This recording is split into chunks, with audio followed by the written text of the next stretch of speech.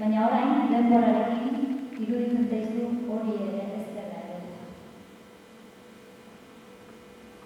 Aneren amak bizi guztian beste ongizatea jarri du berearen aurretik. Familia jarri du bere buruaren aurretik.